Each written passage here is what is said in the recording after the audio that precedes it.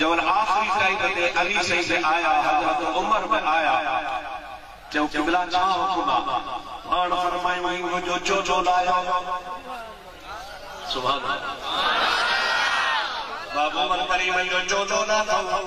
बाबू मन फरमायो यो चोचो तो के पार आया जो चोचो बार आया हबीब करीम पाके हथन से चोले के वेड़े फरमाया अली तो जे हवाले या उमर तो जे हवाले या ए भई को तवा सफीर आयो इन चोले के संभाले रखजो जमल तवा हज जी मौसम आजे ही मुझो चोलो खड़ी हज जे मैदान अरफात में कोन जो जाके न अवेस करनी मिले उनके जो चोलो भी जो जो मुस्तफा सलाम ने नाफी जे उम्मत लाए दुआ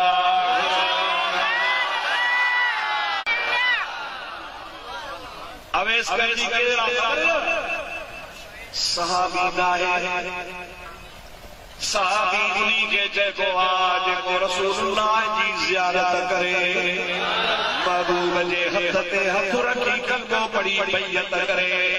इन सजी जिंदगी नबी पाक जी ज़ियारत कान कई महबूब ने बारे बारे मेरे सलाम मोकली रहो ऐं चवंदो हो या रसूलल्लाह मुझी अम्बल कुरानिया अखिन खाना बीना जजिया कमजोरा दिल चवे थी तो मोहम्मद जो दीदार कया पर ठुमा कल्बो तो भरियो पर अम्बड़ जो सहारो बियो कोने अम्मा के छड़े नथो सगा पियो जे इजाजत जो कबला अम्मा के छड़े तवा जो दीदार कया रसूलुल्लाह ने आपो कंदा हाथ में तू अम्बड़ जी खिदमत कर तो के मुझे दीदार जेतरो सवाल अरे इन्हीं अडे नबी करीम पाजा सलाम मोकलिया महबूब जे विसाल खां पोइ 9 महीना गुज़री विया हज जी मौसम आई यमन जा माण्हू हज ते आया इन्हीं विच में अवेस जी अमड़ गुज़ारे वई हाणे यमन वारनि सां गॾिजी हज ते आयो हेॾो हज़रत उमर फारूक हज़रत अली मुर्तज़ा अरफात जे मैदान में न को लाउंड न को नेटवर्क हो ये माण्हू खोड़ वेठा पुछाईंदा बाबा यमनी काथे हन यमन जा काथे रहंदा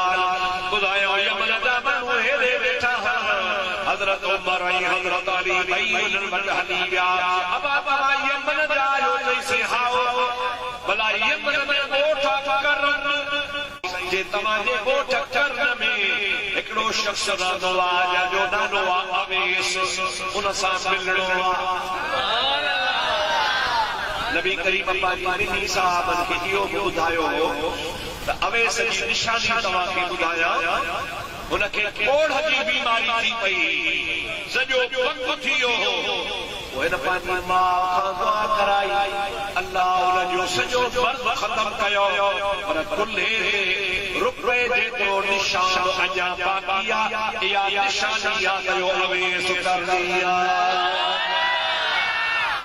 साईं अलाए कहिड़ो अवेस असांखे त ख़बर ई कान्हे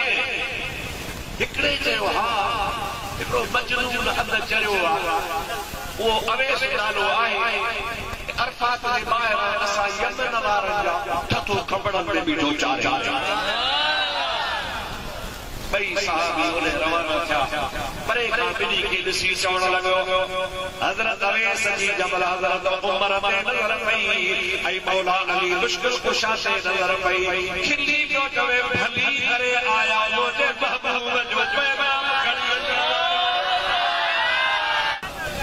अवेस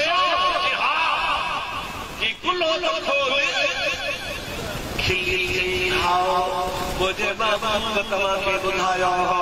त मूंखे कोढ़ थी पियो मुंहिंजी कोढ़ जी बीमारी अम्बड़ जे दुआ सां छॾे वई आहे पर हिकिड़ो निशान अञा बाक़ी आहे जीअं तव्हां ॾिसो त पक पए तव्हां मोहम्मद जो ग़ुलाम आहियो यदाए मोहम्मद जो चोलो मुबारक वठी गॾु सीधे सां लॻाई जे सोने नबी सही जी पार थियल आहे त चओ मुंहिंजी उम्मत लाइ दुआ करे नबी करीम की दुआ कबूल का नहीं जाता।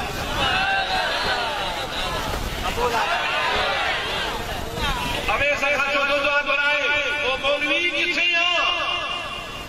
अवेसा का जो दुआ बनाए जरी नबी की दुआ कबूल आता अवेसा छो इन्हीं जे करे नबी पाक ॿुधाए थो त क़यामत ताईं ख़बर पए त मुंहिंजी दुआ कबूल आहे पर मुंहिंजे ग़ुलामनि जी बि दुआ कबूल आहे।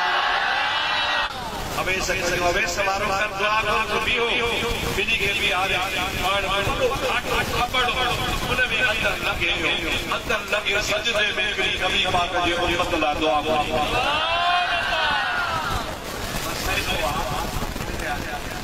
अल्लाह कयो कि या मौला हर ख़राब के सच्चाण सां आफ़ात छॾी नाईअ जे दिहाड़े जो सुभान अल्लाह नाईअ जो सिजदो रहे अरफ़ात खे छॾणो एतिरे क़दुर जो शांति जी माना आहे उहा ज़ाहिर में नज़र हूंदी आहे पर कज़ा नाहे उहा मुस्तक़बिल खे बि पढ़बी आहे। बस सिजदो रहे और करो सुब अफीदू है अल्लाह जे कुरान जो हुक्म जल्दी आफा चले निकरो हाणे परवेश जो कपड़ में सजदे में तो रोए और सिजदो रहे।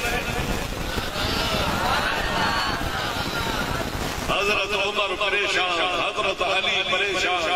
छा कयो नबी सही कयो आहे ओडो कुरान तो जो सुब अफीदू बिन है अफादना निकरो अरफात बजा एडो परवेश से करो चढ़ा में जो तबल हजरत अवेस के अंदर लगे वजीराला हाणे उठी असांजी भूख लॻे उठो अखियूं पाटींदो आयो पाण वॾा देर सोचे कि तखण कढ कयो आहे अल्लाह मूंसां सजदे में वाइदो कयो आहे रसूलुल्लाह जी अधु उम्मत बख़्शिश हजरत अवेस करनी चयो अल्लाह अधु त मुंहिंजी दुआ सां बख़्शिजी वियो आहे अधु अली प्यारा उमर प्यारा इंतज़ार कयो अल्लाह मूंसां वाइदो कयो आहे त आख़िर ज़माने में नबी करीम जे औलाद वञा बग़दाद जो शहंशाह अब्दुल कादिर जीलानी